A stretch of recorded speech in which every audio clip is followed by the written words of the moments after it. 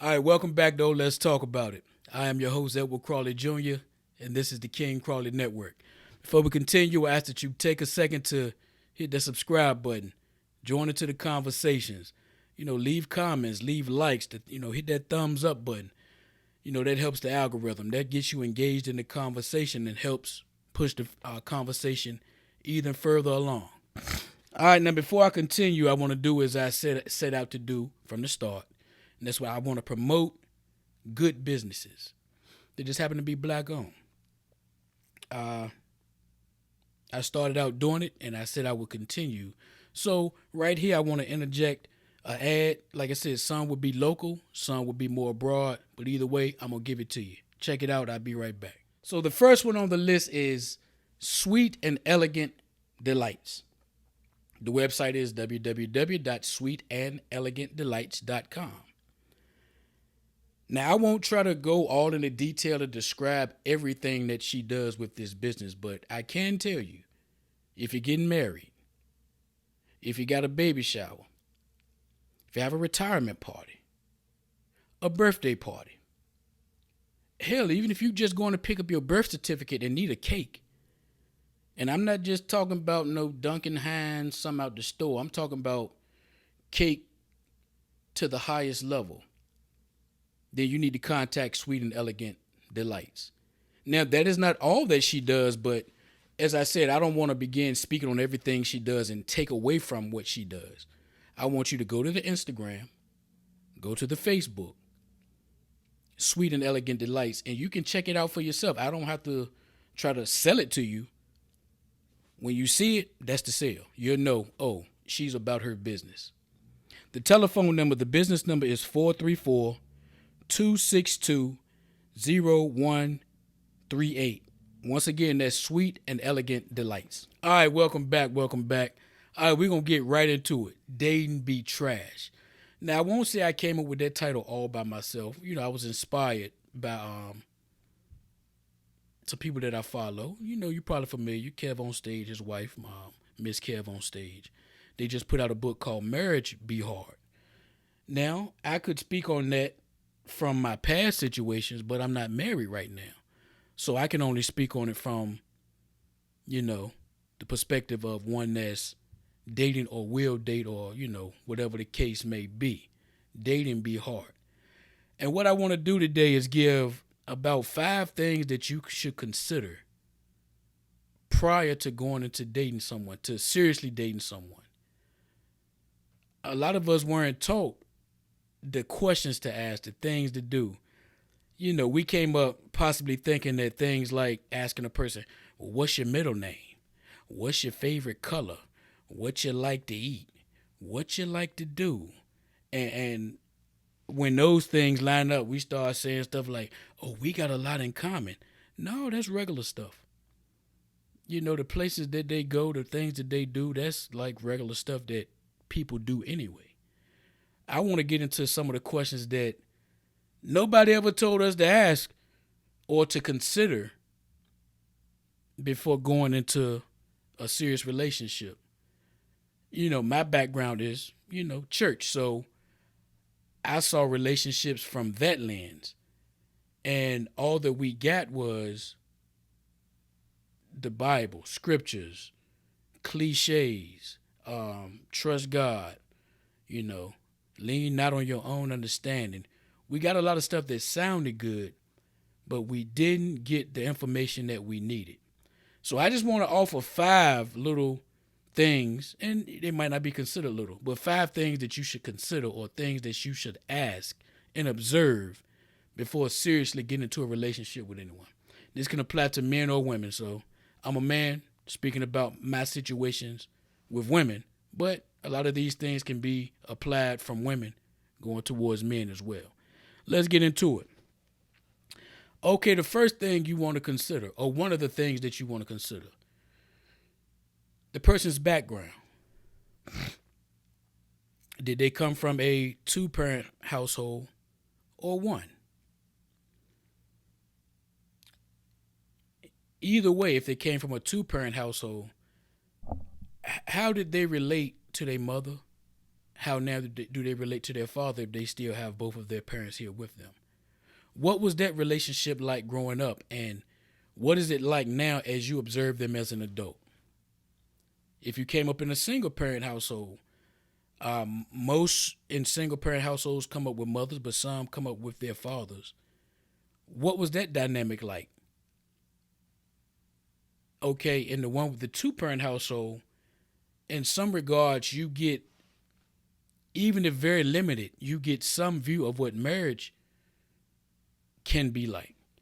And if you grew up with the one parent, you get some idea of what single life and possibly dating could be like.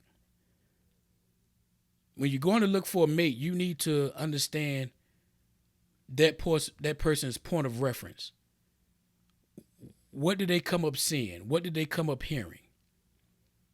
Okay, in my adult years, I know, okay, for an example, I know one lady, that I was cool with. Her and her mother talk every day. No matter what is going on throughout the day, before she closes her eyes and gets into bed, even if they only stay on the phone a minute, she's going to call and talk to her mother. That relationship, because it's a healthy relationship, I've seen how that has benefited her in her adulthood, in the way she carries herself, in the way she presents herself on the job, in personal situations, in business. I'll see how that connection, that healthy connection with her mother, has been a benefit in her adulthood. On the opposite side, I've literally been in the presence of mothers telling their daughters, I wish I had had all sons. And their daughter be in the room when you say that. And I see how that dynamic of them constantly going back and forth, how that presented itself in their adult years. And I'm not saying you're going to take up everything from either side, but because that was what you came up in, that was the environment, that was your point of reference, even without trying to, how many times you whether you fussing or, whatever the case may be, you say a phrase out of your mouth to your child and immediately you said, I sound like my daddy. That was my mama talking. You didn't mean to. You might not have had the closest or the best or whatever relationship with that parent, but at some point you're going to say something out of your mouth and you're going to actually hear your parent's voice as you're saying it. So your environment does play a part. Now, there are exceptions to the rule where, everybody doesn't come up totally damaged by an unhealthy relationship. I know some that grew up in, their parents might have been into the streets or been alcoholics or whatever. And because it was so bad, they said, when I get older, I'm going the other way. I'm not drinking. I'm not smoking. I'm not doing any of those things. Now, even with that, they still picked up something, but they chose not to go down that path just because that's the environment that they came up in. So your background, you want to see, okay, when you hear them on the phone with their parents, what does that conversation sound like? When they're around their parents, what does that interaction sound and look like? When they reference them, what does that sound like? Because that gives you some type of insight into who you'll be dealing with. If they came up in an unhealthy environment, yes, they may be the exception and choose to go totally the other way, but they're going to wear a lot of that. Unless they do certain things to work through that, they're going to wear a lot of the environment that they grew up in, because they won't necessarily see it as a bad thing, because that's all they knew. On the other hand, like I was saying, if it was a good situation, you need to just observe, see where they're coming from. Okay. Once you observe that, you need to know how much they like to have sex. Yep, you sure do. You need to know how much they like busting it wide open. or slanging it. You need to know that. And I'm being funny, but for real though, I know of situations where everything on the surface seems like it's good. The husband works, gets a check. The wife does what she does, gets her money. They had a house, as far as bills and things like that, that's good. They go out, they take trips. All of the things on the surface that seem like they make a good relationship, because a lot of the things that people struggle with every day, they don't have the financial worries and this and that. But he ain't fucking her good. Yeah, I just said that he not giving it to her right, so that becomes a problem. And that, with all the other things going right, that still leads them to want to step out and get that need met. So that's what I was saying. Going in, like, know the level you're going to have to perform at to keep up with your partner. Straight to the point. If you're dealing with a woman that loves to have sex, you can't come in halfway having sex with her and expect to just go for years and years and years and that just be cool. And men, if you encounter that type of woman, start jogging or doing push-ups or something, because you're going to have a lot of work to do. I remember one girl I was dating, and this is when I realized, men are not, we freaky. I'm a freak. I do all the things. But until you actually really dealt with a nympho, you ain't know you don't know what you're talking about. That's when I realized, men, we can do all we do. You can eat it up, you can beat it up. You can't outfuck a woman. You can't. I remember I was in one situation, and I'm not saying this trying to exaggerate. I ain't even saying this to try to make myself look good or nothing. I was actually slightly traumatized after it. I mean, I loved it, but operating at that level for that long can do something to you. It was nothing to go 5 times a day, every day. I ain't talking about 5 times a day, 2 days. I'm talking about you having sex multiple times every single day. Now, that sounds lovely. It sounds good.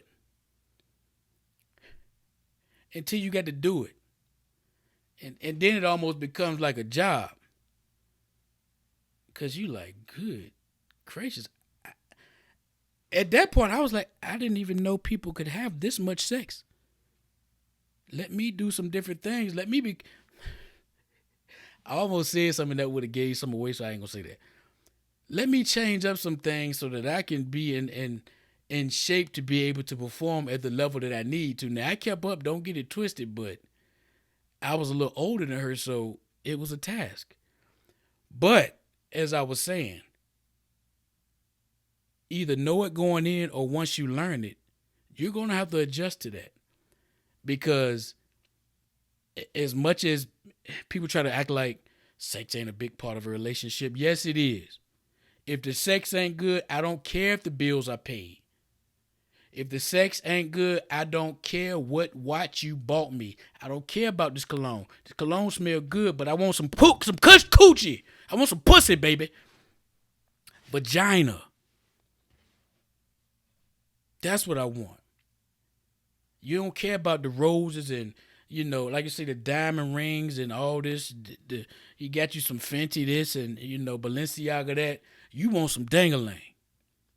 You want them all up in your stomach muscle area. That's what you want.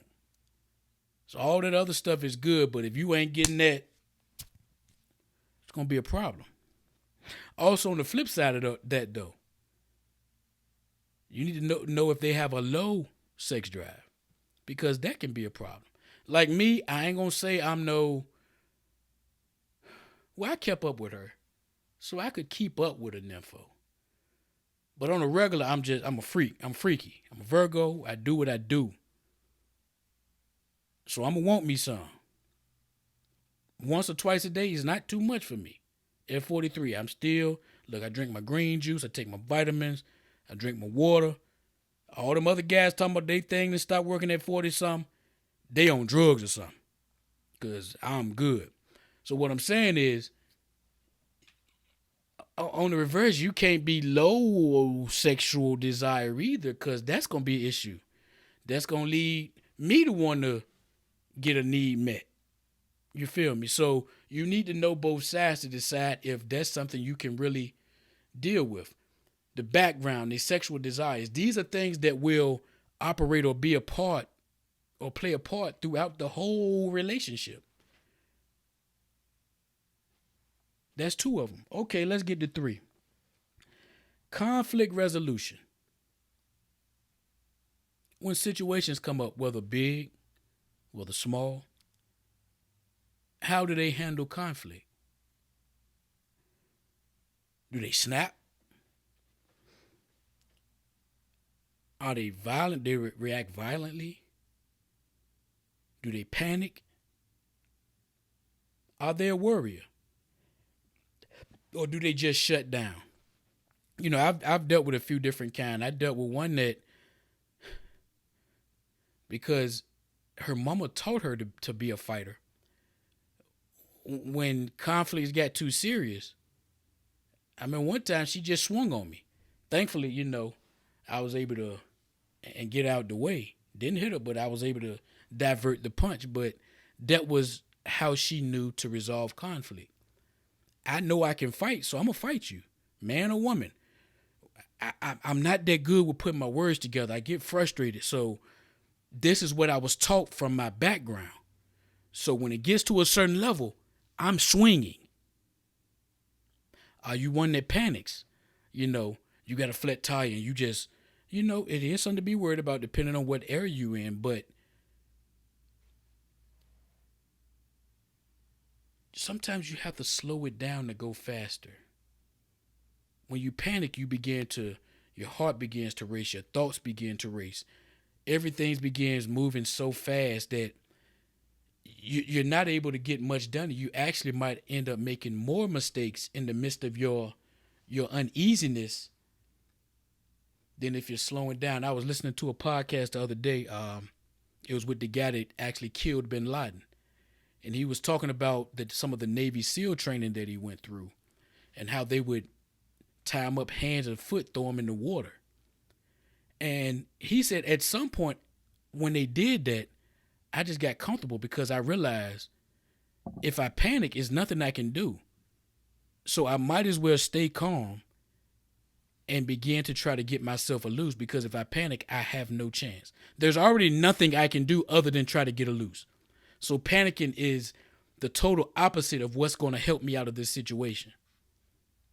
You know, so you need to know, how do they react? Are they a worrier? Does everything worry them? I know one person that's a little older, and every time you talk to them, they're worried about something.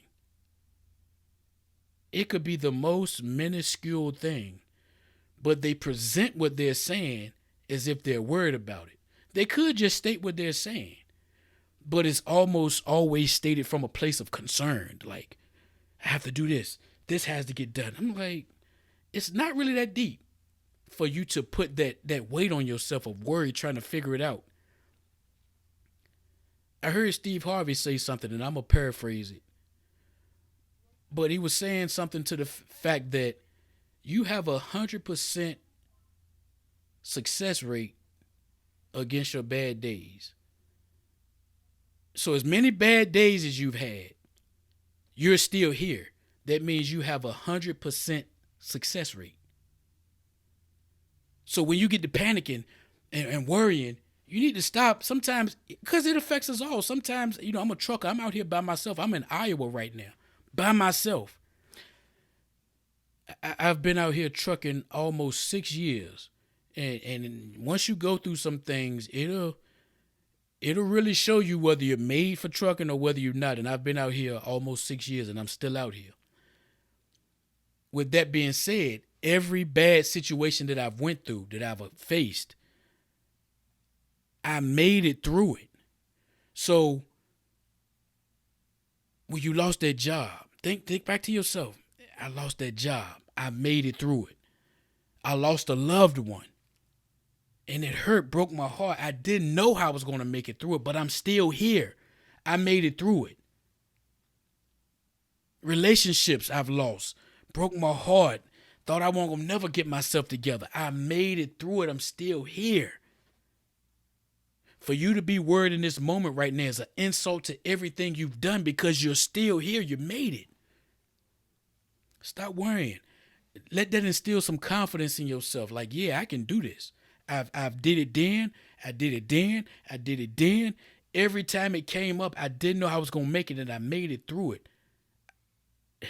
I'm still here. But you need to know if that's the type of person that you have. Does everything get them shook up? Or do they just shut down? Some people, whenever any type of conflict comes up,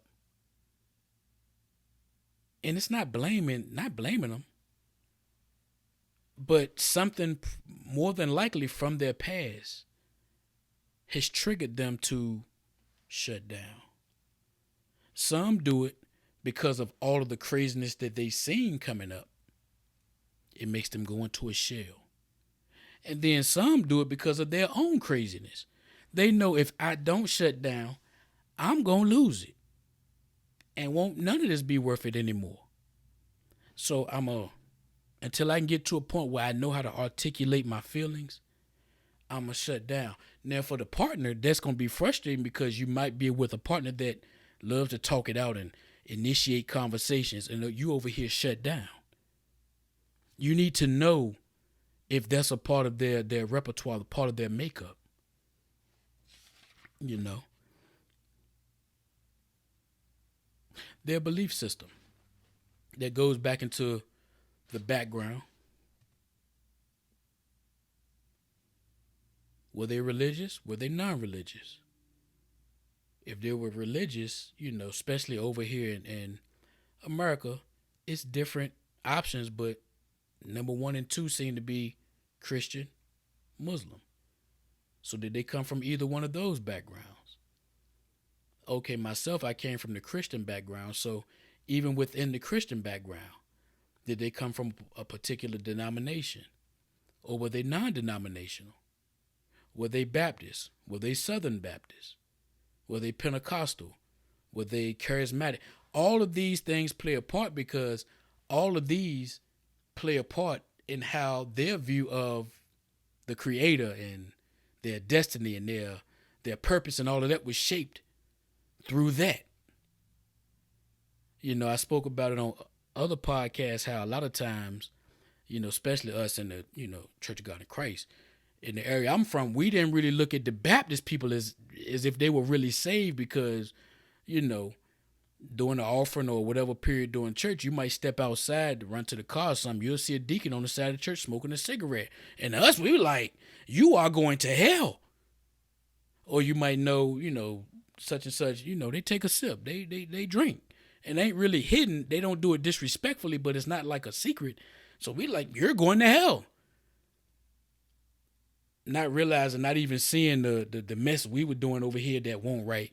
But because this was more visible, you're going to hell. But as I was saying, that shapes how a person sees life, how they see relationships, how they see love, how they see family, how they approach so many things is shaped by their belief system. You want to be mindful of that. Think about how many people in church that you might know personally that have marriage issues or have gotten divorced. We serving the same God, coming up in the same situation. Why are we not on the same page? Well, possibly, yeah, you all might have come together at this point, but what did you start at? You might have started Church of God in Christ. They might have started Seventh-day Adventists. Now, along the path, you found your way to each other through some, whether it's college, whether it's a job, whether it's the strip club, whatever it was, you found your way together and you found God together and decided this is the church we're going to go to. Now you're trying to agree on, what's going on here, but you're pulling from where you're coming from. because everything that may not line up with what you were taught, you have to now weigh that and weigh that against what you're being taught, and then weigh it against what your partner might have been taught. I hope you're following what I'm saying. This is how so many in the church end up getting divorced, because, yeah, on the surface, it looks like we're in the same place, but where did we come from? Where did our path lead us? So just because we decide to stop at this rest area, you might have came from one direction. You might have came off a secondary road. I might have been on the main highway. We just both decided to stop here. But you saw different things on that secondary road that I didn't see on the highway, and vice versa. And that shapes how we saw the journey. So yeah, we both at this rest stop, but we saw different things getting here. So as we talk about it, it's going to be some differences in that. I really hope y'all following me, because I'm thinking it makes sense. A lot of times I don't know till I go back and do my edits to know if everything was congruent and flowed and all of that good stuff. How do you define monogamy? How do you define monogamy? To my understanding, a monogamous relationship is one man, one woman. They make some type of bond, some type of agreements, whether they do it the legal route or whether just, whether they word as bond. But their connection is to each other. Their intimate situations are with each other. Their sexual relationships are with each other. But what I've found is nowadays, yeah, it's monogamy, but it's monogamy 1A, monogamy 1B. I had one situation where a young lady that I was interested in, she was telling me, that if she was with a man, she felt like, because, she was bisexual, she liked girls too. A lot of women that I've dealt with, and that's cool. I'm not knocking that part. It's actually whatever. She felt like when she got the urge that she could step out and be sexual with a woman. So my question to her was, all right, so we can all mix it up together then, right? She was like, no, you got to go be with a dude. I said, what the fuck? I was like, I'm not gay. She's like, but that's only fair. That's only right. She was actually trying to convince me that her methodology about a monogamous relationship was right. So I get to just be with you sexually. Now, you won't be with another man, but you will be with another woman. But if I want to be with somebody else sexually, I got to be with another man. But then they wonder why they have so much conflict in finding the right person or somebody to want to be with them. Yeah, I'm not going to say nobody will accept that, but not under the rules in which not under the label in which you present it. If you're presenting this as a monogamous relationship, then some of that stuff that you're presenting does not fall under monogamy. Okay, I had another one. I'm sure by now a lot of y'all women have seen those little freaky massages the guys give. That guy, I don't know how many dudes do it. I don't keep up with it, but I've seen it. And she was feeling like that it was okay in a monogamous relationship for her to go out and get all rubbed down and turned on and all of this by some other dude and then come home and have sex with me.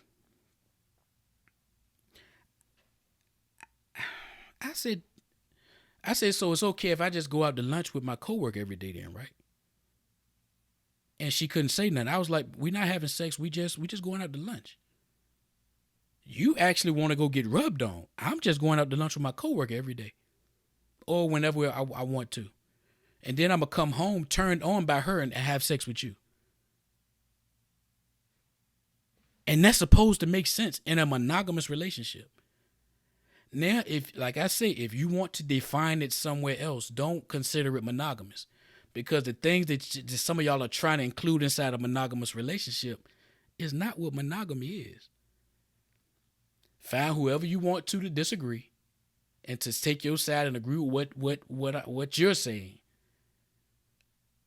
But the way you're trying to present it is not what monogamy is. And some of that is why we're having difficulties in relationships, because you come across people even with different definitions of what a monogamous relationship is supposed to be.